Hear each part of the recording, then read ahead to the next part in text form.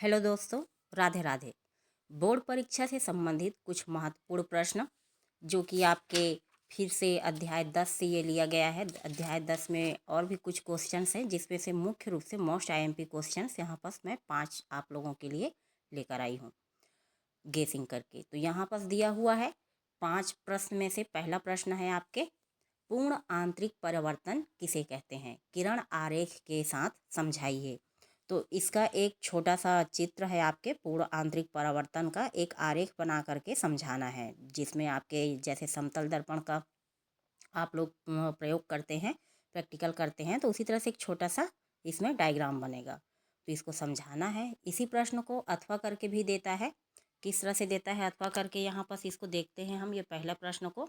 तो अथवा में इसका है कि पूर्ण आंतरिक परिवर्तन क्या है, इसके लिए क्या आवश्यक है। तो इस तरह से करके अथवा में भी देता है कि पूर्ण आंतरिक परिवर्तन क्या है, इसके लिए क्या आवश्यक है। तो दोनों का मतलब एक ही है कि पूर्ण आंतरिक परिवर्तन से संबंधित जिस तरह से भी क्वेश्चन आए लिखना उसी तरह से है आपको। इसके पश्चात आपके प्रश्न दूसरा है, अपवर्तन की घटना के दैनिक जीवन में कोई 2 उदाहरण दीजिए। ठीक है, अपवर्तन की घटना के कोई दैनिक जीवन में कोई 2 उदाहरण देना है। तो अपवर्तन का यहाँ पास आपके 2 उदाहरण ही पूछा गया है। बुक में तो आपके और भी कई सारे उदाहरण हैं, जिसमें आपके पानी में अंशतः डूबी हुई छड़ टेढ़ी क्यों दिखाई देती है, मृग मरीचिका है, एक सिक्का वाला है कि पानी में डुबाने से ऊपर उठा हुआ क्यों प्रतीत होता है। तो इस तरह से कई सारे उदाहरण हैं, जिसको आप जो उदाहरण समझ में आए याद रहे उसको आप इसमें वेरीफाई कर सकते हैं। इसके पश्चात तीसरा प्रश्न है आपके इसमें, क्रांतिक कोण से आप क्या समझते हैं। तो क्रांतिक कोण से आप क्या समझते हैं, ये भी बहुत ही वेरी मोस्ट आईएमपी क्वेश्चन में से एक है आपके, क्रांतिक कोण से आप क्या समझते हैं करके। तो ज़्यादा कुछ इसमें भी एक्सप्लेन नहीं करना है, एक छोटा सा इसमें डिफिनेशन देके एक आरेख दिया हुआ है पुस्तक में, उसको बनाना है।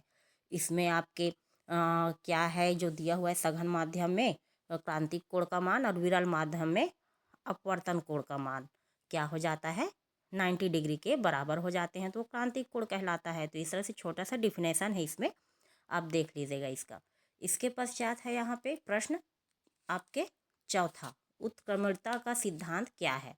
तो उत्क्रमणता का सिद्धांत क्या है, ये भी आपके एक उदाहरण है और एक छोटा सा चित्र है आपके पानी से भरा हुआ टब का, जिसमें इसको वेरीफाई करना है। विरल माध्यम, फिर सघन माध्यम, फिर विरल माध्यम, फिर सघन माध्यम, इस तरह से करके इसमें दिया हुआ है बहुत सारा थ्योरी पर बहुत ही सरल है, ध्यान से पढ़ के समझिएगा।